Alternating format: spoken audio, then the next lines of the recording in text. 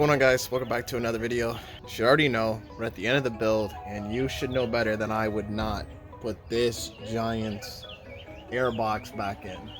It's ugly, no one likes it, no one wants it. I don't want it, so it ain't going in. I almost died on an intercooler. This is just a bin of stock parts that are no longer going back in the car, like stuff that's got deleted and all that. And it's getting pretty full because we're getting to the point to where we're almost done. Now I got to put the intercooler back in. That should take me, I don't know, about 30 minutes. They're not the funnest to get in, but we can get it in. And that is our intake. We went with the COBB SF Intake with the airbox, and I am excited to see this in the car. I'm gonna go ahead, kind of get everything torn apart and get ready for this install, but it should be pretty easy. I can't see it being difficult. I'm really excited to have this done. But before I do that, I want to get the intercooler back in. So I guess you guys get to enjoy and watch me struggle getting this intercooler back in.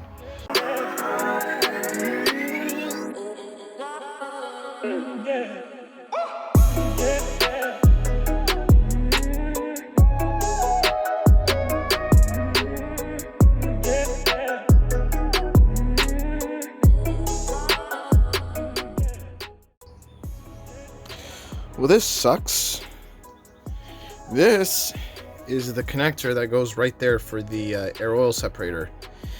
Basically, I went to go put on the intercooler. The intercooler was hitting this pipe right here because I had it routed through like here, like IAG's video showed. So I was like, okay, I'm gonna run it through here instead. So as I was trying to pull off the hose, it snapped right off. So yeah, I'm definitely gonna need a replacement. And I'm kind of screwed now. I'm going to try plastic welding this and see if I can get it to hold. So I guess I'll be back and give that a shot. Because right now I'm a sitting duck. I was literally done after all these hours, and now we're stopped by this. So I'm pretty bummed. I would have had this car running in less than an hour. I don't know. I'm going to try plastic welding it. I feel like it's going to break. But I guess we will give it a try. I'm definitely going to try to get a replacement, because even if the plastic welding works, I don't want it to be a permanent solution. So let's give this a try. Guys, that is the finished product. It's definitely not the nicest thing, but I went around it for a while. It seems to be holding. I pulled on it a bit and it's not snapping, so that's a little bit of hope. I even tried to get the inside and melt the inside, but it's a little difficult to do. This sucks. This is not even a fun part to change. Let's just get it back in. 5 minutes later. It snapped, so I did it again. This time I turned up the heat a lot more and I really tried to spread out the crack, and I don't know, we'll see. Let's see if this thing holds. Let me try to install it. If everything else is put on, that means it worked. I still want to replace this though. I don't really want to leave this in the car just knowing that it's cracked, and at any point it could crack again. You know, but for now it should hopefully get us by. Well, it's the next day, guys, and that is our fitting. Yeah, it wouldn't come out. It broke again, so that's all we have left to it. Luckily, 7 Automotive in Beaton, Ontario came clutch. They had one.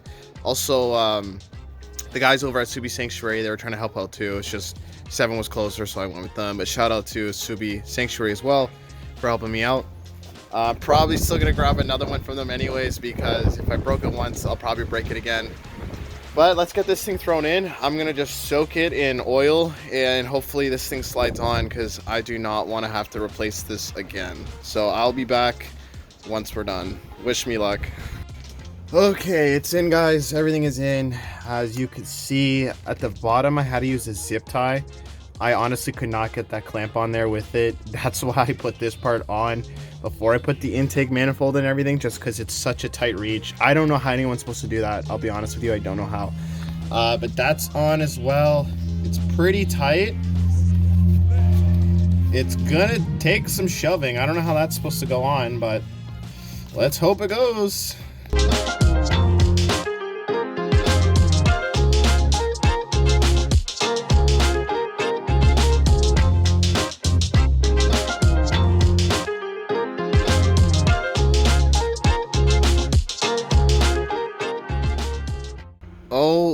my goodness, this took me forever to do.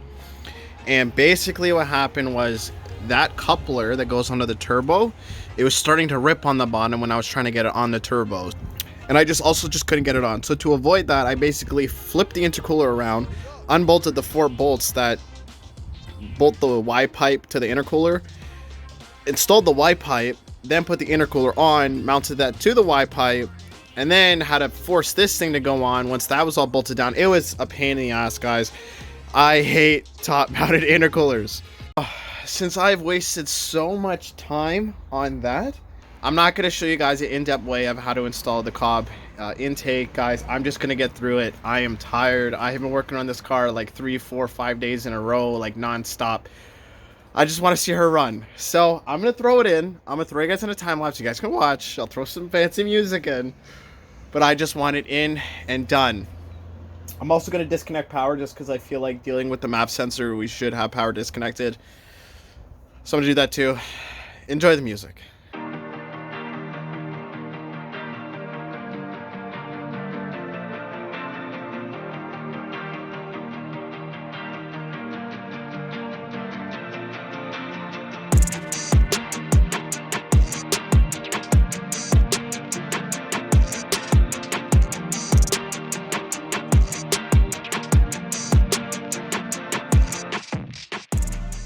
Guys, I got carried away. I was doing the time lapse and then I didn't know what I was doing and then I forgot what I was doing. So I basically stopped the time lapse, got this all done. You know, I'm at the point now, I'm just trying to get the build done and started. So overall, it's really simple. Your map sensor cable just kind of runs down right there, over and up. I just had everything loosely put in, so like a washer there with a nut. This is your original bracket. These are the original nuts. I use my original hardware there, but I think it comes with an extra one that's right there. And then I use the hardware that came there again with a washer. And then you just kind of put the silicone tube on. COBB faces your intake filter. Just kind of, you know, bolt it down. It's really not that hard. I just wanted to make sure everything was lined up before I torqued it down. And now you can see it's pretty strong. Last part is the cover. And this honestly should be really easy. I'm probably going to throw a little bit more of that gasket stuff on there just to make sure it's all sealed up. Other than that, we should be good. And then this, again, it's pretty simple. Just a couple washers, bolts, and our Allen heads. Throw it on. You're good to go.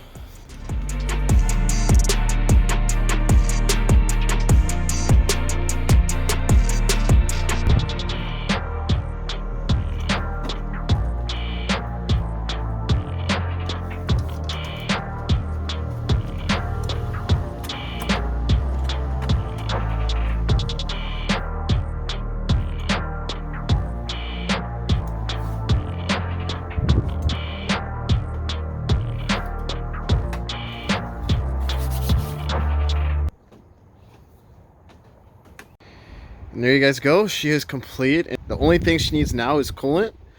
She's ready to rock. This is nuts. This has been months in the making. She's finally together. I got to clean her up, get rid of all the garbage, put some coolant in her. She's ready to go.